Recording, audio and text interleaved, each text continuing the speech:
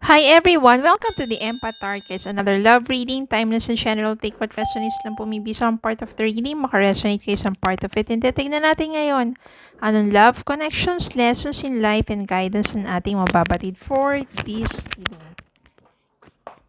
Spirit guys, send me messages, anong love reading ito, anong connections, anong lessons in life and guidance ang nais na ninyong ipabatid sa amin. Is it about their past, their ex, about their manifestations, about a new love,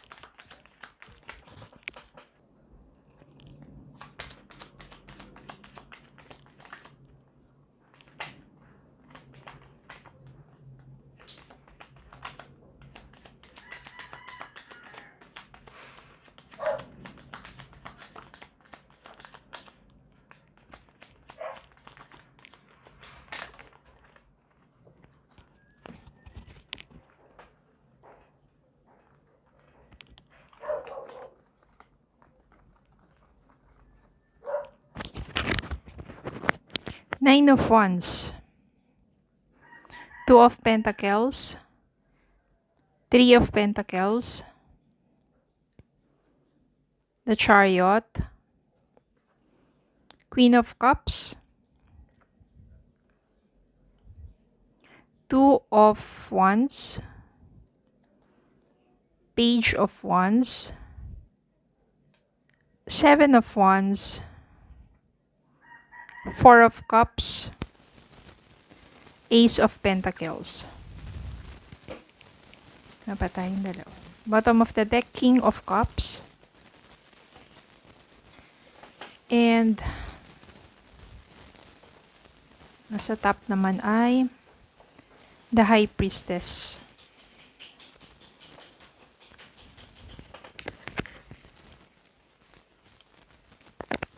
Okay.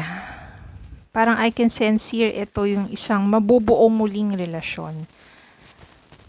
At nasisense ko na this is between you and your person na maaring magkalayo kayo ngayon or magkakaroon ng pagsubok sa inyong pagsasama at magkakalayo kayo. Ito yan Three of Pentacles. Susubukan ninyong muling mabuo at i-work out ang inyong relationship. Three of Pentacles. Maybe nagsimula kasi ito because you are too busy or your person or you. Yan. Any of you masyadong busy. Nakaliwat kanan ang mga trabaho, inaasikaso, basta mga pinagkakabisihan. Maaring work, study, dalawang trabaho, or may permanent job, may racket pa, or basta Two of Pentacles is too much busy working kaliwat kanan. Now hindi na nabibigyan ng attention pa ang iyong mahal sa buhay. No, maaring yung person mo is too much busy working, sobrang pag yung hustle niya, 'di ba? Nawawala na ng attention and time para sa iyo. Nagkalayo kayo dahil pakiramdam mo hindi ka na mahal ng person mo. Ikaw na yung lumayo, pero still yung person mo at maaring ikaw din, iniisip nyo pa rin isa't isa at wala namang ibang person na parang pumapasok pa muli sa kanyang buhay at ganoon din sa'yo. So, maaring pareho kayong single kasi mas nagpo-focus kayo sa work o sa mga priorities ninyo, sa mga dreams ninyo, but then you realize na namimiss nyo ang isa't isa, gusto nyo mag-travel, gusto nyo puntahan ng isa't isa, or gusto ng person mo puntahan ka kasi namimiss ka na niya. At kapag naiisip ka niya, nandun talaga yung yung fire, yung pagnanais niya at yung pagnanasa pa rin niya sa'yo. Pagnanais at pagnanasa, yes. Yan.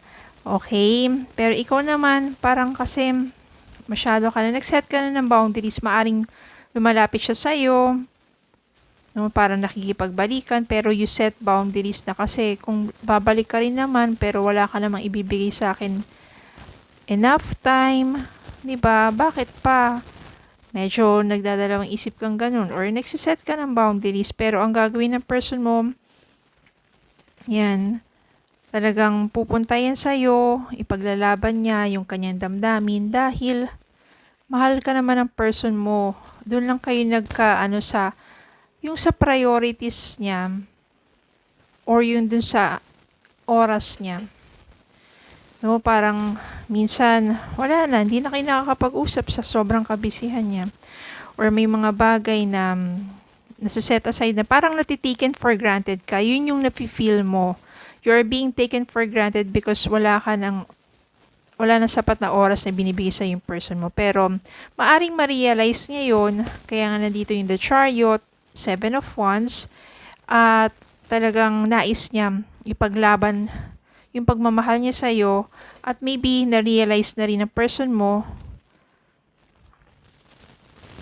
na mahal ka talaga niya. At ginagawa niya rin yung pagsusumikap na yun para sa inyong dalawa. Lalambot ang puso mo dahil mahal mo pa rin yung person mo. At maaring bigyan mo siya ng panibagong simula. Okay, magsimula tayo muli. Bibigyan kita ng another chance na itama yung mga pagkakamali mo. Na kapag ka sobrang busy mo sa work, naintindihan ko yan, pero bigyan mo ng panahon ang kayong dalawa. Kasi kapag hindi na nagkakaroon ng time para sa isa't isa, nagkakalayo na yung diba parang you will feel na naiiwang ka sa isang relasyon, you will feel na hindi ka na niya iniisip, you will feel na you are taken for granted na. So, aayusin yung dalawa. Kaya nandito rin si Three of Pentacles. Aayusin ng person mo. Babawi siya sa kanyang mga pagkukulang. I-work out niya yung mga priorities niya. At ikaw na ang gagawin niya. Isa sa mga priorities niya. Magkakaroon kayo ng isang open and honest relationship na kung saan mas magiging maganda yung takbo ng inyong relasyon. No, parang this is about yung mga challenges ninyo sa inyong relasyon, sa mga priorities ninyo, sa mga pangarap niyo sa buhay. You'll feel taken for granted, but then person realize nang nagkalayo kayo. Gano'n naman talaga minsan.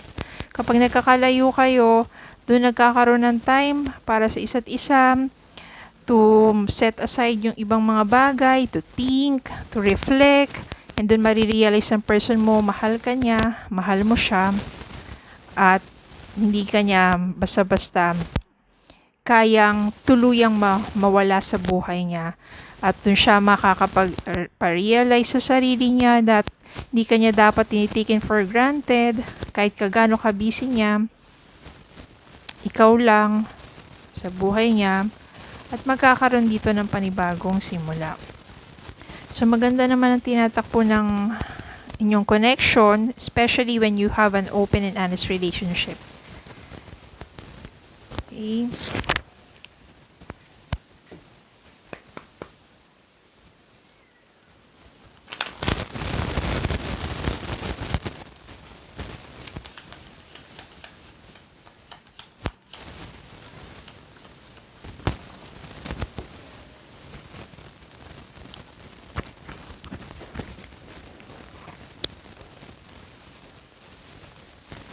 Retreat, it's time to disconnect from the world. Ayan, siguro sa mga panahon na magkalayo kayo, kailangan nyo ng retreat. Disconnect yourself from the world so that you have time to reflect, have reflections. Nandiyan na rin kasi yung kapag nagkaroon ka ng reflections sa mga past relationship mo or sa nakaraang relasyon mo or about your person sa inyong dalawa, dun mas magkakaroon ka ng open mind, and your heart also will open up for positive changes. Para pagbalik niya, meron na magandang pagbabago. Chemistry, there's a strong magnetic attraction here kasi meron talaga kayong chemistry. Meron talagang attraction between the two of you.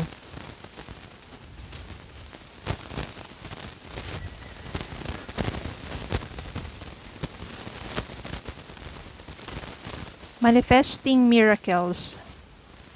Your dream is soon to become reality. Trust your heart and continue to follow its guidance.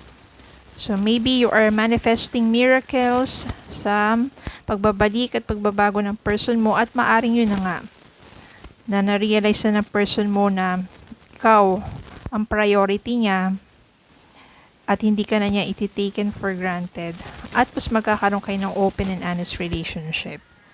Okay? Nothing is impossible. If you love each other, just work things out and mas magiging maganda at maayos ang inyong muling pagsasama. Okay, so yun lang po. Maraming salamat po for watching. Please don't forget to like, share, comment, and subscribe. Follow me on Facebook and TikTok. Have a good day po and God bless.